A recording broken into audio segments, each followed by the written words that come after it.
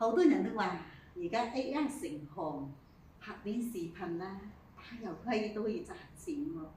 萬一嗰啲前一輩啊，當時嘛揸住隻風浪，就肯努力啲，佢講佢咧富唔到。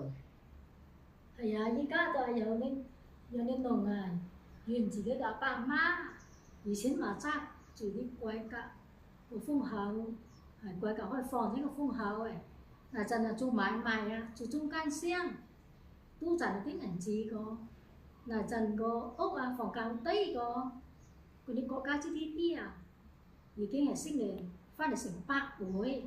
嗱就係佢啱落咗啲窮喎，mà sẽ tay còn係七點幾喎，要七點幾佢啲仔女依家就好，mà sẽ còn辛苦咯。其實乜嘢就時代風口咯，好多人嘅點樣去接得住？時代嘅風，即係以前時代嘅風口呢，就係以前個個體啊，以前嘛有個體噶，你一係個脫離嘅家族，脫離嘅單位，你乜嘢都mà係。讀好書揾到隻單位，淨係鐵飯碗啊！你係做個體個，做呢個生意個，而家就睇低你個，就講你係無業遊民嘅咁嘅。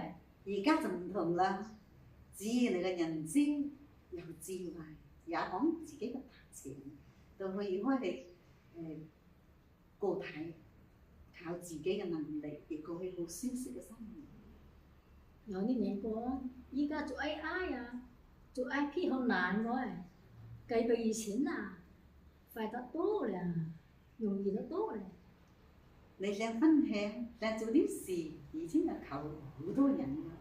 就係講想開親講做，一後佔未3-5個人，到後尾可能有被取消，落生落嚟嘅佢做親直播，做親講座得200-300人聽。而家唔同啦，做一條視頻，做一場直播，成千上萬人睇到。以前創業啊，靠發宣傳單個誒，佢揾間係揾親戚誒，咁人個依家就冇同嘞喎。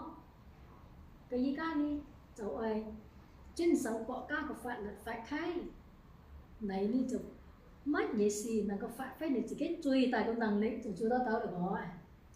聽啲教授講，將來啊，你有1000個固定粉絲，你個衣食唔一。